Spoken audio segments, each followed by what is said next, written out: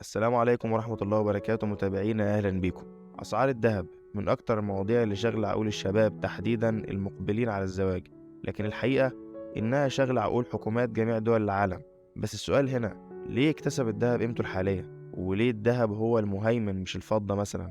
وليه بمنتهى البساطة طالما الذهب قيمته عالية جدا ليه ما نصنعش ذهب؟ دي شوية أسئلة تعالوا نجاوب عليها في حلقة النهاردة.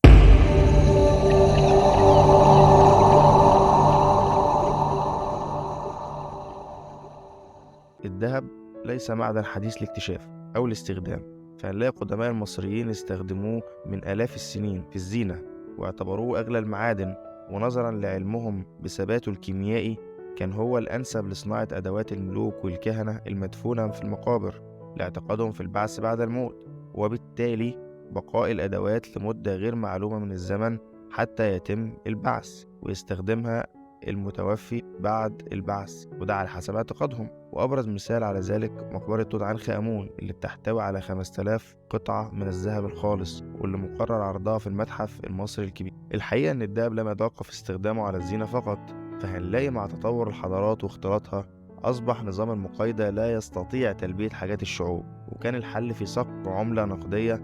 وهنا تظهر أهمية المعادن الثابتة كيميائيا زي الذهب والفضة والبلاتين، واللي تم تفضيلهم عن باقي المعادن زي الحديد مثلا، اللي بيتفاعل مع الهواء الجوي مكون طبقة أكسيد على سطحه وبيتآكل بمرور الزمن، وبكده لا يصلح إنه يبقى عملة. وكمان معدن زي البلاتين مع توافر كل الصفات المميزة له إنه يستخدم كعملة، إلا إنه نادر جدا في الطبيعة، وبالتالي فيه صعوبة لتوفيره بكميات كبيرة. ومن هنا تصدر الذهب والفضة الصورة كأفضل معدنين لصناعة العملات النقدية. قيمة العملة كانت بتعتمد على قيمة المعدن، وقيمة المعدن اكتسبها من مبدأ العرض والطلب، فهنلاقي معدل إنتاج الذهب أقل بكتير من معدل إنتاج الفضة، وذلك لصعوبة استخراجه من القشرة الأرضية. ومن هنا تفوقت قيمة الذهب على قيمة الفضة تاريخيا، لكن بفارق قليل لحد ما تم غزو فنزويلا من الإمبراطورية الفرنسية، والفرنسيين كانوا غير مدركين نظرية العرض والطلب، وده اللي خلاهم يستخرجوا كميات كبيرة جدا من الفضة وينقلوها لأوروبا. وبعدها ظهر تضخم نتيجة زيادة كمية المعروض من الفضة عن الطلب، وبالتالي نزلت أسعار الفضة، وأصبح الذهب هو المعدن الأكثر قيمة دون منافس. استمر الذهب مكتسب قيمته ومحافظ عليها، واستمر التداول بيه لمدة كبيرة من التاريخ حتى ظهور البنوك، واللي بدأت تلعب على نقطة تأمين الذهب من خلال إنشاء خزائن تحفظ فيها مخزونك من الذهب نظير مبلغ بسيط، وفي المقابل البنك هيديك ورقة بيتعهد فيها إنه مديون ليك بقيمة الذهب اللي حفظتها عنده. ورق التعهد ده تحول بعد كده إلى العملات الورقية. طب وبالنسبة للذهب، الذهب هو الغطاء اللي بيحفظ قيمة العملة الورقية وبيحددها أصلا. استمر الوضع ده لحد ما طلع الرئيس الأمريكي ريتشارد نيكسون وألغى ربط الدولار مع الذهب عام 1971، ومن بعده قامت الحكومات دول العالم بنفس القرار وألغت ربط عملاتها مع الذهب. بكده أصبحت العملات الورقية بدون غطاء من الذهب، وقيمتها بتتحدد على حسب مخزونها الدولاري وقوة اقتصادها.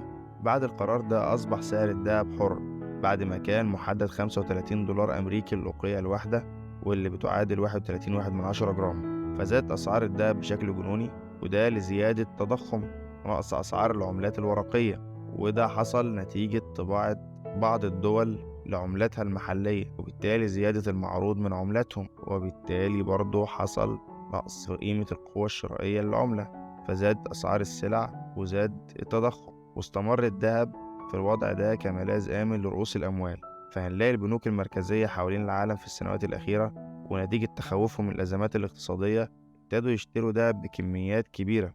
فهنلاقي على رأس القائمة الممتلكة للذهب أمريكا بتمتلك حوالي 8133 طن، يليها ألمانيا 3862 طن، وتستمر القائمة وصولا للمركز السادس وهي روسيا بحوالي 2295 طن، والصين 1948 طن. وروسيا والصين هم حاليا من أكبر الدول إنتاجا وشراء للذهب حول العالم للتخلص من هيمنة الدولار الأمريكي، يعني بيحاولوا يستخدموا الذهب كسلاح اقتصادي وملاذ آمن لاقتصادياتهم في حالة تطبيق أي عقوبات اقتصادية على بلادهم. في محاولة للسيطرة على أكبر كمية من الذهب، ارتفعت في السنين الأخيرة معدلات إنتاجه لتصل ل 3580 طن سنويا، مع العلم إن المخزون العالمي المتبقي من ترسيبات الذهب القابل للتعدين وصلت ل 75 ألف طن، وبالتالي من المتوقع نفاذ مخزون الذهب على الأرض خلال 20 سنة.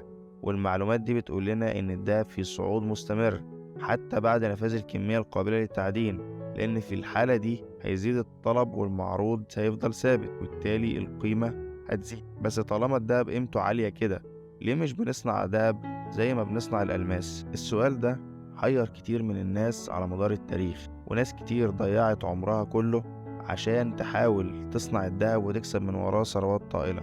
لكن الدهب من المعادن التقيلة جدا، ولإنتاجه هنحتاج طاقة كبيرة جدا جدا جدا، وده اللي حير العلماء. ازاي تكون الدهب الموجود على الأرض؟ حتى تم اكتشاف تصادم نجوين من النوع النيوتروني، وده حصل قبل 130 مليون سنة.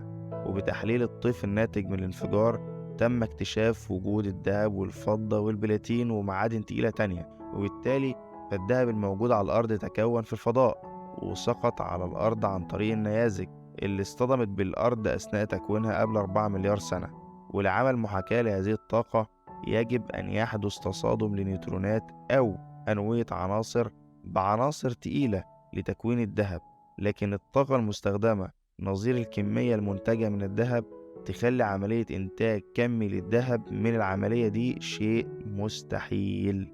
رغم كل المميزات الموجودة في الذهب من احتفاظه بقيمته واستخدامه في زينة، إضافة لاستخدامه في الدوائر الكهربية للهواتف الذكية، طبعا كموصل الجيد للتيار الكهربي، إلا إن له تأثير ضار جدا على البيئة. والتأثير هنا مش في الذهب نفسه، التأثير بيظهر في عملية استخراج الذهب، واللي بيتم فيها استخدام معادن تقيلة زي الزئبق، وده من المعادن السامة جدا، إضافة لإنتاج كمية كبيرة من مادة السيانيد السامة كمخلفات لعملية الإنتاج. هتقولي يا عم دي كلها كمية صغيرة من الذهب، يعني هتنتج كمية نفايات قد إيه؟ فبلاش مبالغة في حتة أثر البيئة والكلام ده.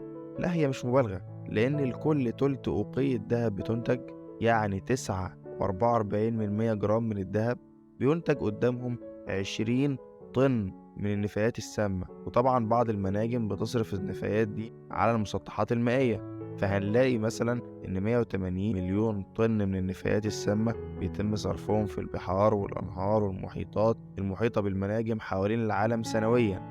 وطبعا دي بتدمر الحياة البحرية من شعاب مرجانية وأسماك. وفي البعض الآخر بيخزن النفايات السامة دي وراء سدود، وده بيلوث الأرض اللي موجود عليها الخزان، إضافة تسريبه للمياه الجوفية وبالتالي تلويث المياه الجوفية. ومن الدول دي هتلاقي الصين وروسيا ورومانيا وغانا وجنوب أفريقيا وكندا وبيرو.